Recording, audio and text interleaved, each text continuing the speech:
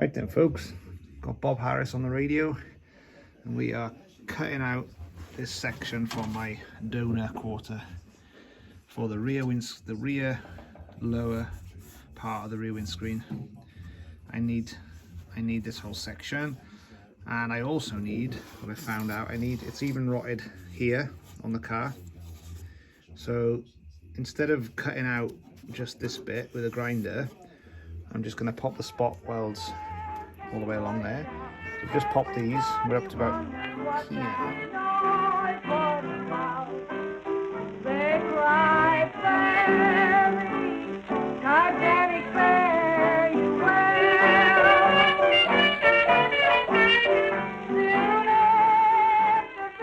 I don't think I need it on this side. On the other side I need this part as well, but I'm probably going to cut to it here just to be safe, which means I'm going to have to do these spot welds on this section as well, and then cut it with a grinder about there. And down here, yeah, just try and keep this panel, keep that panel, isn't it? Might as well just try and do it properly, and then cut it, just cut it, you know, generously for now. And then when I come to play with it later on the car, I can chop back. I'm not going to cut it exactly as I need it now. I'm just going to get it off this tidily, and then we can do the rest later. Get in there. Just an observation, folks. Sorry, look at this bit here now. When I move it, not even welded on. Just sitting on it. Isn't that a bit strange? I'll check my car and see if that's a normal thing, or whether this quarter is actually already had some work done and they haven't. Nah, I doubt it. I doubt that very much. It's going to be original, isn't it? It just kisses that. It doesn't actually. Well, they forgot to weld it. I don't know. All right, update on that. It was spot welded. I can see them, but they just didn't take, or just with the cutting and the kind of moving about, they've wobbled themselves free. So they obviously weren't welded very well. But down here, there's a couple that are still in there. So yeah, but from there onwards. But these ones, with all the twisting and turning, I suppose, of getting this car cut up, and maybe they broke. And like I said, a bit weak to start with.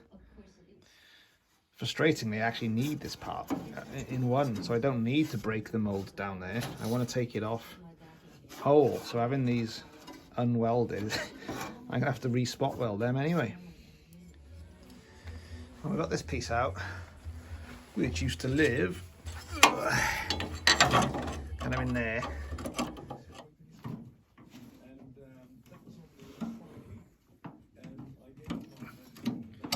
Progress.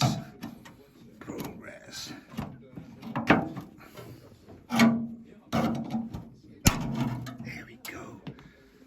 Pop goes the rivet. Not the rivet. I mean, pop goes the weasel. There we go. Oh, bingo.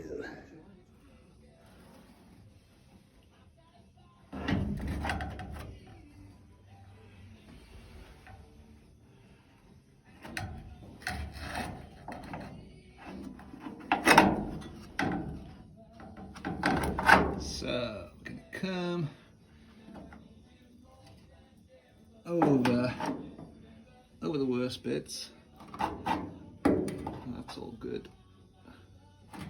And then these bits here, okay, I think just need sanding down. There's no rot there. It's all up there. There we go.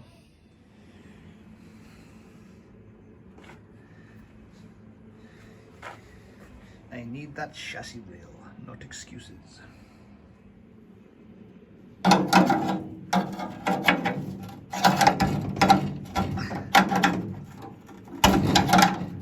She's a coming. She's a coming.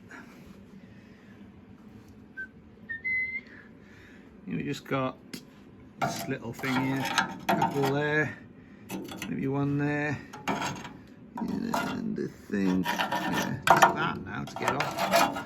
I'm not going to get it off the car because it's actually handy to have the quarter standing like this. Like it's at my, you know, elbow height, easy to get to. If I took it off, I'd have to put it in the vise to do all this. So I'm keeping it on. And now it's maybe one more there as well, holding it on. So we're getting there.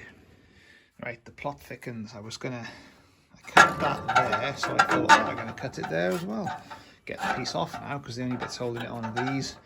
And I will get to that, but I won't get to that side. So it's got to come off. But, long story short, I went to collect a inner rear valance yesterday.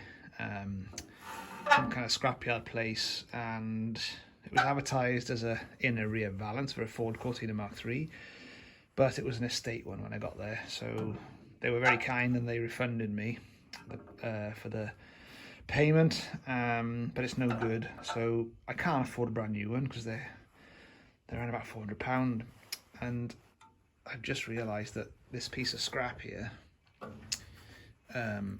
has got the bit I need, one of the bits I need, this piece here and around here, so I've got to be very careful with this now and not just yank it and twist it and get it off. I'm going to have to find a way. I'll show you which bits I'm talking about. There you go, you can see that's what I need up there.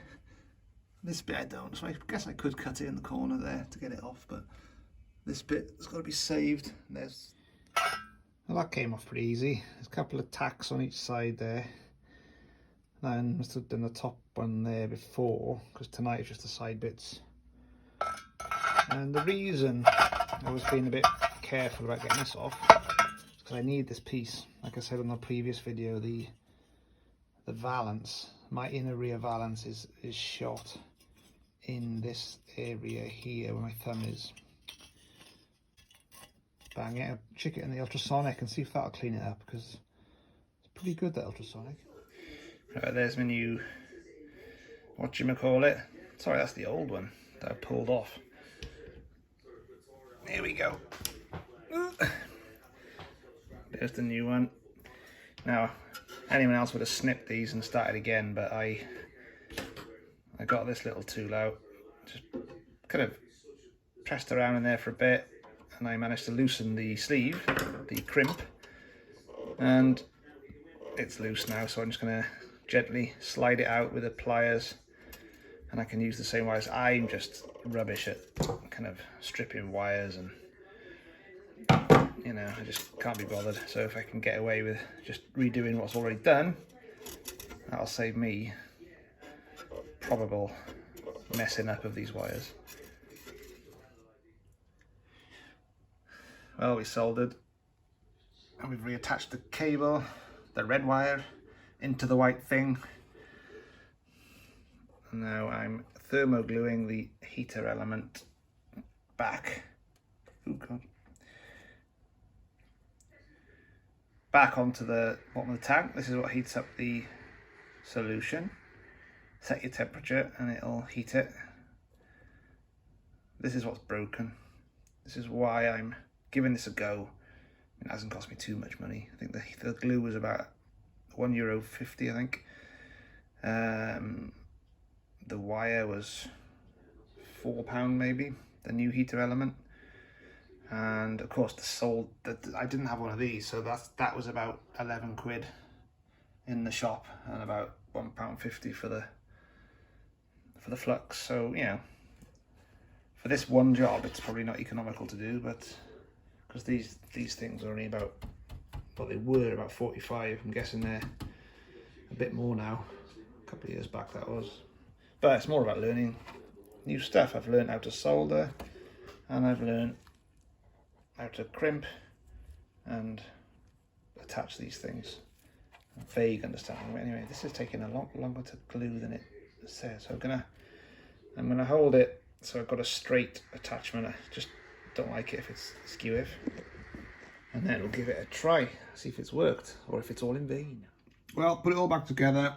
poured some solution in at 14 degrees, waited 5 minutes, 14 degrees, went to McDonald's in a huff, come back 20 minutes later, 28 degrees.